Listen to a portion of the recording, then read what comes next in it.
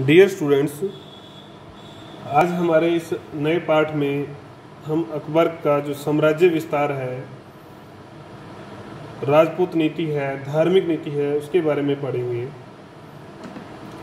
आपने बाबर मुग़ल सल्तनत में बाबर और हुमायूं के बारे में पढ़ा है। आज फिर जो हम पढ़ेंगे उसमें बाबर के बारे में तो नहीं, लेकिन हुमायूं के बारे में कुछ चीज़ें जरूर आएंगी। तो आप थोड़ा ध्यान से इस चीज़ को पढ़ेंगे क्योंकि ये इम्पोर्टेंट चैप्टर है और इसमें से बड़े क्वेश्चन आने की विशेष संभावना रहती है कि अकबर का जो साम्राज्य विस्तार वो कहाँ कहाँ था। मैप का भी क्वेश्चन इसमें से बनेगा, आपका मैप, कि अकबर का जो साम्राज्य विस्तार कहाँ कहाँ तक था, कि अकबर के साम्राज्य के प्रमुख प्रांत कौन कौन से थे। दूसरा जो क्वेश्चन आपका बनता है वो बनता है कि अकबर की राजपूत नीति कैसी थी, और तीसरा बनता है अकबर का जो है धार्मिक नीति कैसी थी। लेकिन अकबर के बारे में हमें विस्तार से पता होना चाहिए कि कैसे जो है ना बाहर के लोगों ने आकर हमारे राज्य पर, हमारे सिस्टम पर उन्होंने अधिकार जमाया, क्या क्या तरीके थे, कैसी कैसी उनकी परिस्थितियां रहीं, किस प्रकार से उन्होंने जीवन यहाँ व्यतीत किया, और हमारे लोगों की उस दौरान क्या रणनीति थी, क्या कमियां थी जिसके कारण से कि वो यहाँ पर स्थापित हो पाया। एक चीज़। दूसरी चीज़ क्या है कि कई बार पर्सन जो है वो पूछता है कि अकबर का जो है प्रारंभिक जीवन के बारे में बताते हुए राजपूत नीति पर प्रकाश डालो। तो आपको प्रारंभिक जीवन का पता होना जरूरी है।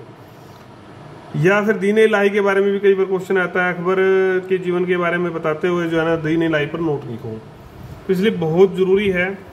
आपको पता है कि 1556 में जो हुमायूं जो थे वो सीढ़ियों से गिरकर, जो है पुस्तकालय की सीढ़ियों से गिरकर उनकी मृत्यु हो गई थी। और पानीपत का जो द्वितीय युद्ध लड़ा गया उसमें विजय पाकर ही जो है अकबर ने पुनः जो है स्थापना जो है की थी। 17 फरवरी 1556 को दिल्ली में शानदार राज्याभिषेक दरबार का आयोजन किया गया था। अकबर को सोने के सिंहासन पर बिठाया गया। अकबर ने जो है ये मतलब वहां से शुरू करके 1601 तक अनेक विजय अभियान किए, दक्षिण में भी किए। BN लुनिया जो कहते हैं इनके बारे में, अनेकों अनेक सैनिक अभियान किए, कई युद्ध किए, घोर रक्तपात किया, नैतिक अनैतिक सब कुछ साधनों का। देखो इतिहासकार लेके आते हैं कि क्या क्या अनैतिक काम भी इन्होंने किए। उन सब कारणों से ही ये इतना बड़ा साम्राज्य कभी आगा पीछा नहीं किया। हमारे महान शौकित रहे इनको अपने रक्तपात पर जो कहते हैं ना कि ऐसे महान था अकबर, तुलना करते हैं तो पूरी ऐसा कोई अकबर से ऐसों की तुलना नहीं कर सकते हम। इनको अपने रक्तपात पर कोई पश्चाताप नहीं था। इन्होंने इतने घोर जो है कत्लेआम किए, युद्ध किए, उन पर इनको कोई पश्चाताप नहीं था। जबकि अशोक को तो काफ़ी पश्चाताप हुआ था, उसके बाद उन्होंने युद्ध की नीति ही त्याग दी थी, ये आपने पढ़ा होगा। और क्या किया था इन्होंने, ये हम इंट्रो पढ़ रहे हैं, एक बेसिक चीज़ पढ़ रहे हैं। इन्होंने जो स्थापित करने में सुलह कुल की नीति अपनाई। इनका जो मुख्य उद्देश्य था कि बड़ा साम्राज्य में स्थापित करूँ और थोड़ी सी इसमें शांति रहे, तो यहाँ के लोगों को कुछ अधिकार दे दिए। धर्मों के प्रति कहा कि कोई बात नहीं, आप भी अपने रीति रिवाजों को थोड़ा फॉलो कर लो। तो उस सारे के परिणाम, राजपूतों के प्रति भी इन्होंने नरम नीति अपनाई। तो उसके कारण से ये बड़ा साम्राज्य स्थापित करने में जो है कामयाबी हो गया। हालांकि 1582 में दीन इलाही भी इन्होंने चलाया। ये सब काम इन्होंने किए। ये हम इनको विस्तार से भी अब देखेंगे जब हम इस पूरे पाठ में गो थ्रू होंगे। लेकिन एक इंट्रो आपको जो है प्रारंभिक जो चीज़ है वो आपको पता होनी ही चाहिए और आप उसको अच्छे से समझेंगे और पुस्तक में थोड़ा विस्तार से इनके जीवन के बारे में पढ़ेंगे आप। ठीक है, अब बात करते हैं हम प्रारंभिक जीवन कैसे बीता। आपको पता है अकबर का जन्म जो है 15 अक्टूबर 1542 है, अमरकोट में हुआ था। कुछ लोग कहते हैं कि राणा वीरसाल के यहाँ हुआ। कुछ लोग उनका जो नाम है वो राणा प्रसाद बताते हैं। क्या बताते हैं? राणा प्रसाद। मतलब खुद के पास तो कुछ था नहीं हुमायूं के पास। उस समय हुमायूं तो खुद दर दर भटक रहा था।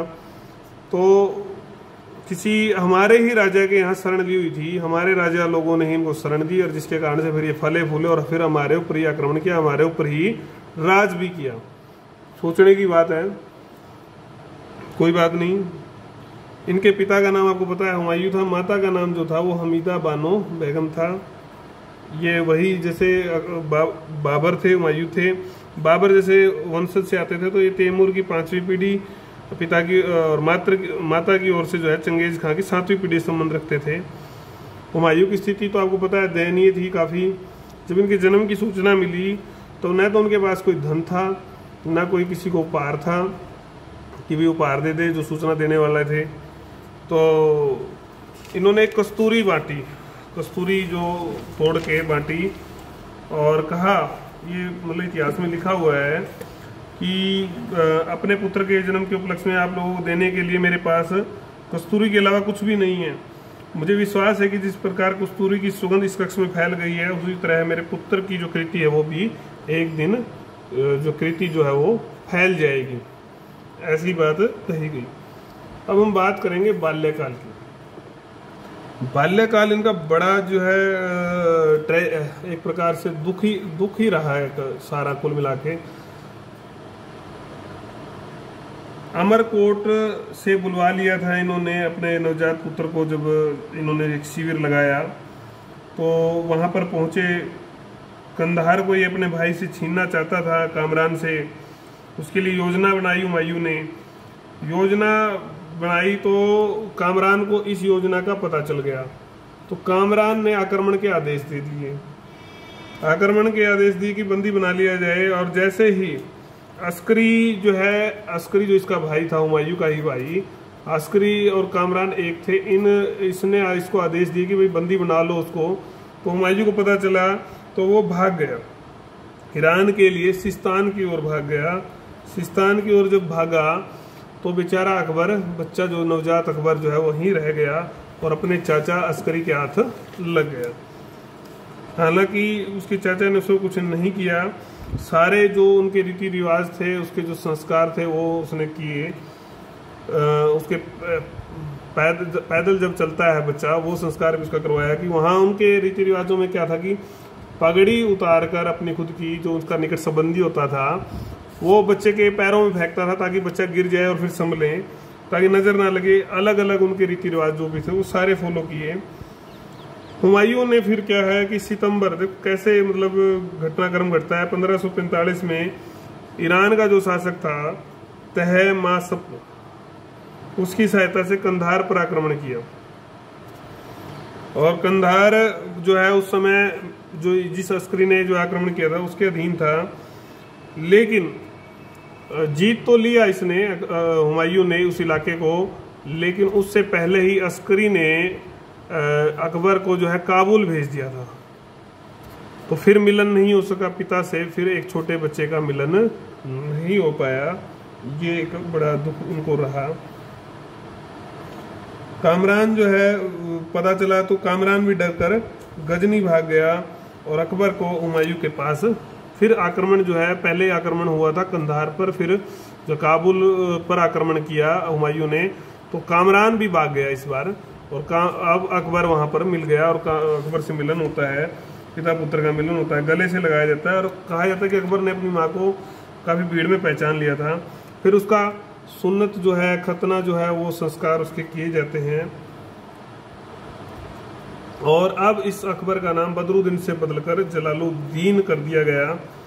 और हुमायूं ने फिर बदगसा की विजय के लिए जब अभियान किया, मार्ग में बीमार हो गया, फिर कामरान ने आक्रमण कर दिया और दोनों भाइयों में जो है युद्ध हुआ और अकबर को बंदी बना लिया गया। अकबर फिर परेशान, और जब दोबारा हुमायूं ने आक्रमण किया तो अकबर जो उसने बंदी बना रखा था, अकबर को किले की दीवार पर बिठा दिया गया, क्योंकि हुमायूं तोप चला रहा था।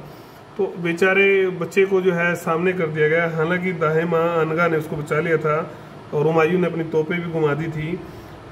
आखिर में 1548 में जो है अधिकार जरूर कर लिया हुमायूं ने पुनः।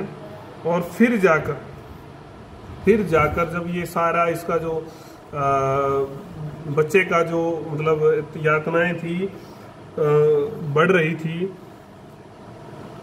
शिक्षा दीक्षा कैसे हो पाएगी जब वो बेचारा कभी इधर कभी उधर ही फिर रहा था। तो एक फिर शिक्षा का जो इनका नियम रीति रिवाज थे, संस्कार था, उसको फॉलो करने के लिए समय रखा गया, मुहूर्त था, लेकिन उस समय अकबर राजमहल में कहीं नहीं मिला था, पता ही नहीं था, तो वो संस्कार भी उसका आगे खिसक गया। आखिर में जाकर 1548 में इसका मुहूर्त निकला, शिक्षा का प्रबंध किया गया, अनेक शिक्षक नियुक्त किए गए, मुल्ला जादा, मुल्ला इमासुद्दीन इब्राहिम, मुल्ला बायजिद और मुल्ला जो है आपके कादिर, इन लोगों से इनका जो है शिक्षा में इसका मन नहीं लगता था, एक खास बात थी। ये जो है पशु युद्ध में इसकी रुचि थी और आपके कबूतरबाजी। हालांकि इसके लिए और भी कई विद्वानों की व्यवस्था की गई थी, पीर मोहम्मद, और जो विशेष जो शिक्षक थे वो थे अब्दुल लतीफ। हम प्रारंभिक जीवन के बारे में, इस सारे के दौरान पढ़ाई तो इसने ज़्यादा नहीं सीखी, लेकिन तलवारबाजी जो आगे काम आने वाली चीज़ थी इसके, घुड़सवारी, भाले व अन्य हथियार उसने चलाने सीख लिए थे। ये कार्य रहा। इस दौरान मुख्य रूप से अगर हम बात करें तो कामरान जो है बार बार इनको परेशान कर रहा था, इसके परिवार को, हुमायूं को और अकबर को। कामरान ने जब हुमायूं ने बलख पर आक्रमण कर दिया और वहां पर हुमायूं पराजित हुआ बलख में, तो फिर कामरान ने जो है दोबारा जो है आक्रमण करने की सोची कि अब मौका है कि हुमायूं को पराजित किया जाए। हुमायूं अपनी जान बचाकर भाग गया और कामरान ने फिर काबुल पर अधिकार कर लिया और अकबर फिर बंदी। अकबर का जीवन फिर खराब हुआ, एक बार फिर अकबर बंदी हो गया, बच्चा अकबर। फिर कामरान की पराजय भी हुई।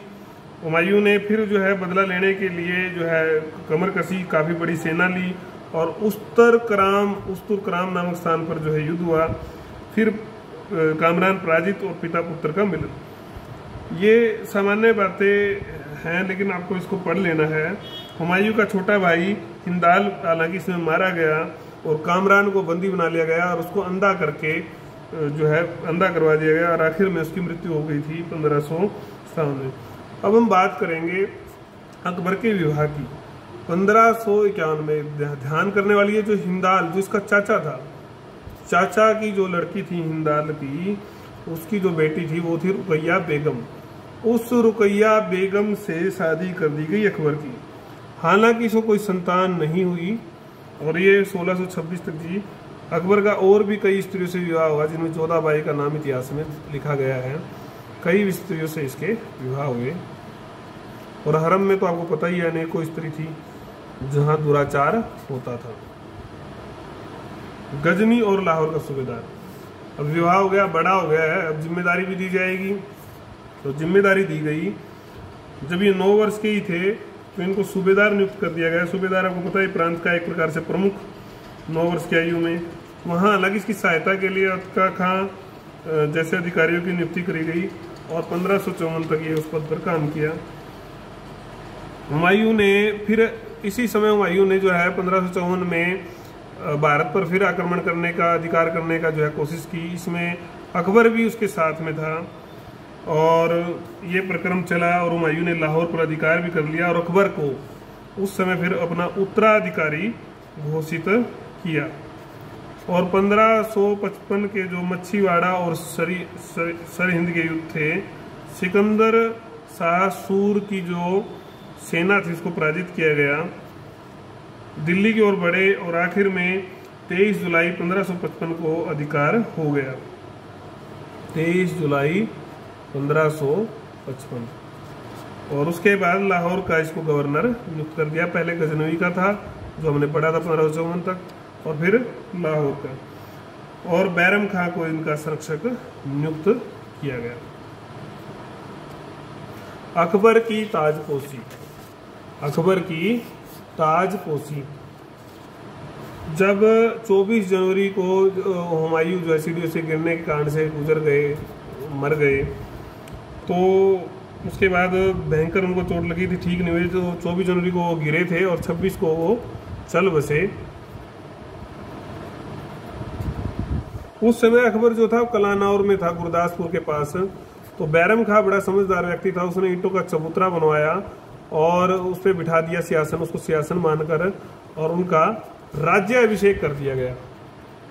अकबर का राज्याभिषेक कलानौर में हुआ पहला, बाद में अलग अलग जगह, बाद में दिल्ली में भी किया गया था। और कई अधिकारियों की उसने नियुक्ति की, जिसमें से बैरम खान ने स्वयं को जो है वकील उस सुल्तनत, मतलब प्रधानमंत्री अपने आप को बनवा लिया, और खुद को एक उपाधि भी दिलवाई, खाने खाना। खाने खाना की उपाधि भी उस समय बैरम खां को दी गई। ये काम अकबर की ताजपोशी का हुआ। अब अकबर बन चुके हैं सुल्तान या महाराज, जो भी आप बादशाह कहना चाहें। अब कठिनाइयाँ शुरू होंगी। शुरुआत की कठिनाइयाँ क्या थी? जब वो सिंहासन पर बैठ चुके हैं, उन कठिनाइयों में जो खुद का कोई बड़ा राज्य तो उनके पास नहीं था जब ताजपोशी हुई थी, दिल्ली और आगरा पर ही थोड़ा अधिकार था, आर्थिक स्थिति युद्धों के कारण से खराब थी। अब चुनौती ये थी, न तो केवल पुनः प्राप्त करना था, बल्कि उसको संगठित भी करना था। संगठित करके ही तो रख पाएंगे इस राज्य को सही से। सीमित मुगल साम्राज्य की अगर हम बात करें, सीमित मुगल साम्राज्य, पहला जो बिंदु इसमें दिया कि मुगल साम्राज्य जो सीमित था, क्योंकि उसमें कोई ज़्यादा बड़ा क्षेत्र उस समय नहीं आता था, तो सीमित चुका था। दिल्ली सल्तनत के बाद जो ये स्थितियाँ बदली, आगरा, दिल्ली के कुछ सूबे और कुछ पंजाब का जो हिस्सा था वही वो इसके अंदर आता था। A.L. श्रीवास्तव तो बल्कि और बड़ी बात लिखते हैं। वो क्या लिखते हैं कि संधिगत अवस्था में था, जो साम्राज्य जो भी था वो भी संधिगत था। क्यों? क्योंकि जो स्थापित कर रखा था वो सेना की जो टुकड़ियां थी उनके बल पर था। जैसे ही वो टुकड़ी वहां से हटी, साम्राज्य खत्म। तो कुल मिलाकर जो है उसके सिकंदर सूर जो थे वो काफी मतलब तगड़े विरोधी अन्य अन्य लोग थे। ये भी कहा गया है इनके द्वारा कि भाई इनको हम इसका साम्राज्य का नाम भी नहीं दे सकते वैसे तो कुल मिलाकर उस समय, क्योंकि अधिकार क्षेत्र में न होकर संधिगत अवस्था में वो था। अफगान प्रतिद्वंदी, अफगान प्रतिद्वंदी दूसरा जो बिंदु था वो ये था। अफगान, 3 अफगान जो है इसके पीछे पड़े हुए थे। पहला जो भयंकर जो शत्रु था वो था सिकंदर सूर। सिकंदर सूर का जो इलाका था वो था पंजाब। ये यहाँ से चाहता था कि मानकोट दुर्ग में इसने अपनी सेना को इकट्ठा किया था कि जैसे ही मौका मिले आक्रमण कर अकबर को हरा दिया जाए और दिल्ली की गद्दी पर बैठ दिया जाए। फिर था मोहम्मद आदिल शाह, ये भी अफगान थे। इनका जो क्षेत्र था वो बिहार का चुनार दुर्ग था। और तीसरे जो थे इब्राहिम सूर, ये बंगाल से जो है सारा काम देखते थे। ये भी चाहते थे कि किसी तरह से जो दिल्ली की गद्दी को हथिया लिया जाए। तीनों का प्रयास था। और अनेकों छोटे छोटे सरदार तो थे ही जो सल्तनत के या साम्राज्य के जो है काफ़ी बड़े क्षेत्र पर अधिकार जमाए हुए थे। तो समस्या ये थी कि कैसे इनसे निपटे कैसे, क्योंकि ये काफ़ी इनको तंग कर रहे थे और कर भी सकते थे। फिर आता है अकबर के जो संबंधी थे, घर में भी समस्याएं थी। तो घर में जो समस्याएं थी उनमें अकबर के जो संबंधी थे, जो सौतेले भाई थे, हकीम मिर्जा काबुल में थे, वो काबुल से शासन देखते थे। हकीम मिर्जा जो थे वो काबुल से देखते थे। और जो दूसरे थे वो सुलेमान मिर्जा, जिनके चुचेरे भाई थे, वो जो है बदखसा से देखते थे और अपने आप को तैमूरी जो है वास्तविक जो अधिकारी समझते थे। इन्होंने गठबंधन भी कर लिया था कि किस जो है गठबंधन करके ही जो है अकबर को हरा के गद्दी छीन ली जाए। फारस का जो शासक था वो भी अधिकार करना चाहता था। फारस का शासक कुल मिलाकर बचाए रखना आपस, जो बैरम खां था उसके जो संरक्षक था उसके प्रति कुछ लोग ईर्ष्या रखते थे। तो कुल मिलाकर अपने संबंधियों से, अपने निकटियों जो लोग थे उनसे इसको बड़ी समस्या जो है फेस कर रहा था। राजपूत राज्य, राजपूतों की वीरता के बारे में हम शुरू से सुनते आए हैं। वो मुगलों को विदेशी मानते थे, इनको जड़ से उखाड़ फेंकना चाहते थे और अपना साम्राज्य स्थापित करना चाहते थे। इनमें जो मुख्य शासक थे वो थे जोधपुर के मालदेव। महत्वाकांक्षी थे, चाहते थे दिल्ली गद्दी प्राप्त की जाए, लेकिन अभी स्थिति में नहीं थे कि टक्कर अभी मुगलों से लें। इसी तरह से जैसलमेर, बीकानेर, आमेर, बूंदी, कोटा, ये शासक भी महत्वाकांक्षी थे। कुछ ये आपस में लड़ते रहते, नहीं तो ये जो है बहुत जल्दी मुगलों को हराकर भेज सकते थे। इनमें मेवाड़ के उदय सिंह जो है कट्टर शत्रु थे, अधिकार करना चाहते थे, तो ये अकबर के लिए एक बड़ी चुनौती थे राजपूतों के स्वतंत्र राज्य। क्योंकि जैसे ही अगर ये कभी भी ये लड़ते, अगर ढंग से लड़ते इसके विरुद्ध, तो अकबर का हारना तो निश्चित था। मुगल अधिकारी आपस में ही लड़ते रहते थे, ईर्ष्या रखते थे, अकबर का जो है कहा ही नहीं मानते थे, आदेश ही नहीं मानते थे, धक्के से उल्लंघना करते थे। इसमें शाह अबुल मालिक खुलेआम विरोध करता था। तो जो दिल्ली का जो गवर्नर था तरदी बेग, वो इसका जो संरक्षक था बैरम खां से ईर्ष्या करता था। तो ये जो है सहयोग का, एकता का जो अभाव था कर्मचारियों में, ये भी अकबर के लिए एक परेशान करने वाला बिंदु था। अल्प आयु तो आपको पता ही है, 13 वर्ष की आयु में जो शासक बन गए थे, तो कमजोर कंधों पर काफी बोझ आ गया। तो संरक्षक ही जो है ये काम कर सकता था। संरक्षक के कई दावेदार थे, उनमें आपसी जो प्रतिद्वंद्विता, द्वेष जो है बना हुआ था। तो इनमें कुल मिलाकर जो उपयुक्त जो संरक्षक थे वो थे बैरम खां। अब शक्ति का प्रयोग तो जो संरक्षक होगा, क्योंकि वो तो बालक था, तो वही करेगा। तो ये भी एक बड़ी समस्या थी। अनुभव नहीं था, अल्पायु थी, विदेशी होना।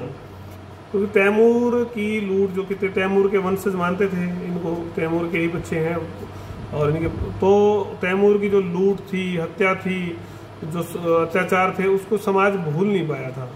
और बाबर और हुमायूं का कोई लंबा शासन रहा नहीं, तो वह उस दौरान कोई प्रजा हित का कोई बड़ा काम या कोई ऐसा विश्वास जिसे जम सके, वो काम यहाँ पर कुछ स्थापित नहीं कर पाए। तो लोग सोचते थे कि ये विदेशी है, कैसे इनको उखाड़ें, तो इनके प्रति कोई सहयोग का भाव लोगों में नहीं था। तो इसके कारण से भी जो है शत्रुता हिंदू और मुसलमानों में, समाज में जो है वहाँ के बनी रही।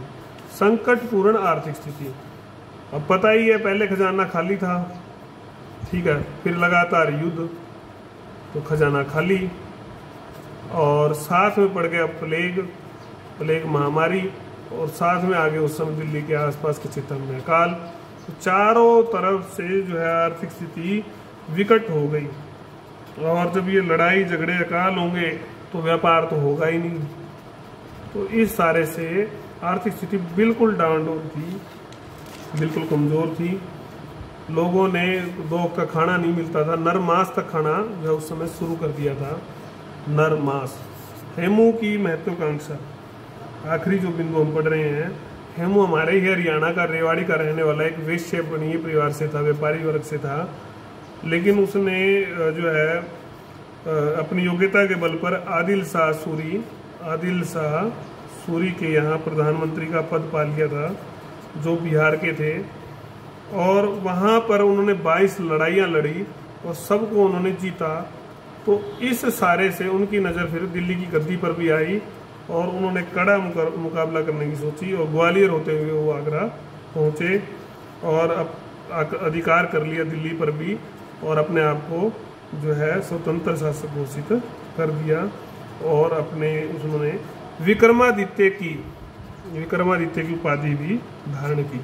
ये एक सबसे बड़ी चुनौतियों में से एक चुनौती अकबर के सामने थी। अब इस चुनौती से निपटने के लिए जो लड़ाई लड़ी जाएगी वो थी पानीपत की दूसरी लड़ाई।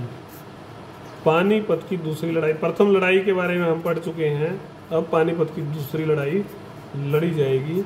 इसको हम अगले चैप्टर में पढ़ेंगे। तब तक आप पानीपत की लड़ाई के बारे में भी कुछ देखना चाहें, कहीं से रेफरेंस मटेरियल मिल जाए आपको तो वो देखें, किताब से पढ़ें, नोट्स बनाएं, उसके बाद हम इस पर चर्चा करेंगे।